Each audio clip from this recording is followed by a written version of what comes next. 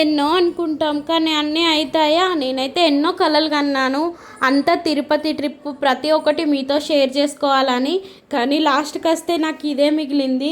ఉన్న వీడియోస్ అన్నీ డిలీట్ అయిపోయినాయి. అవి ఎలా అయిపోయినాయో కూడా నాకు అసలు అర్థం కాలేదు. మేమైతే చాలా ట్రిప్స్కి వెళ్ళాము. ప్రతి ఒక్కటి క్యాప్చర్ చేసి పెట్టుకున్నాను.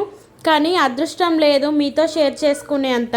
1-2 సెకండ్ వీడియోస్ మాత్రమే ఉన్నాయి. 1 మినిట్ 2 మినిట్స్ ఉన్న వీడియోస్ కూడా డిలీట్ అయిపోయినాయి. మేమైతే చాలా ప్లేసెస్ తిరిగినాము తిరుపతిలో. చూడండి ఎంత బాగుందో అసలు. చాలా మంచిగా దర్శనం అయితే అయింది మాకు. మేము తిరుపతిలోనైతే మేము ఫ్రీ దర్శనానికే వెళ్ళినాము.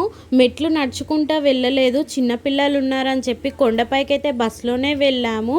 తిరుచారునూరు దర్శనం చేసుకొని అక్కడి నుండి అయితే కొండపైకి వెళ్ళాము. ఫస్ట్ దానికంటే ముందు కూడా మేము ఫ్రీ దర్శనం కోసం అని చెప్పేసి టికెట్ల కానీ భూదేవి కాంప్లెక్స్లో 3 అవర్స్ 4 అవర్స్ వెయిట్ చేస్తే మాకు టికెట్స్ అలా వచ్చాయి. కానీ అక్కడ చాలా ఇబ్బంది అయింది పిల్లలతోని.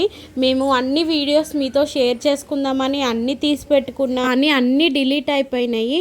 నేను ఇప్పటి నుండి మా తిరుపతి ప్రోగ్రామ్ మొత్తం వేరే వీడియోస్ అయినా సరే దానికి వాయిస్ ఓవర్ మాత్రం మేము ఎలా వెళ్ళాము, ఎక్కడ ఎలా దర్శించుకున్నాము, ఏం చేసాము, మా ఫుడ్ ఎలా, అదంతా నేను వీడియో పెడతాను. తప్పకుండా నా ఛానల్ని సబ్స్క్రైబ్ చేసుకోండి. ప్రతి వీడియోని చూడండి. మేము శ్రీకాళహస్తికి కూడా వెళ్ళాము. లాస్ట్లో మా ప్రయాణం ఏంటనేది మొత్తం మీతో షేర్ చేసుకుంటాను. ఇప్పుడే మన ఛానల్ని అయితే సబ్స్క్రైబ్ చేసుకోండి.